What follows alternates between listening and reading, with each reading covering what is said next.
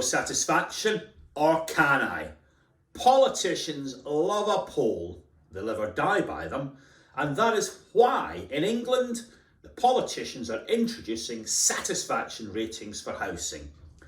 We've already got them in Wales and Scotland. You can go on the internet, pull together a league table of all those landlords any time you wish.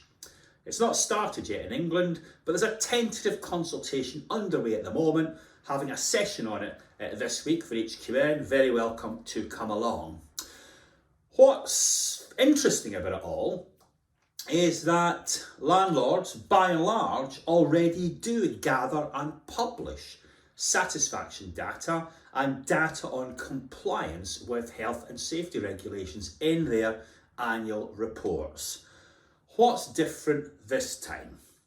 Well, I hope what's different is that we react and use those satisfaction ratings. At the moment, we are in the worst state in English housing I have ever known. Article in the Sunday Times today featuring Quadjo. Now, he's a campaigner, we've seen lots of them, but the headline is brutal. Quadjo is the Marcus Rashford of housing. Let that sink in. We are on all fours in the eyes of the public with the very people that Marcus Rashford was campaigning against. What can we do about it? Well, satisfaction surveys can help. Did a session in Wales last week, spoke to the chief executive of one of their bigger associations, albeit still quite locally based, and she was very disappointed with the results of a recent satisfaction survey.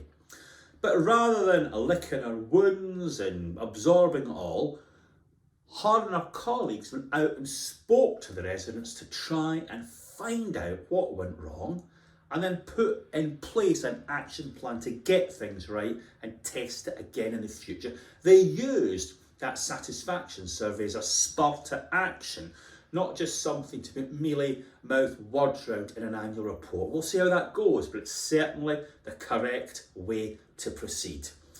Now, these satisfaction surveys are just a warm-up act.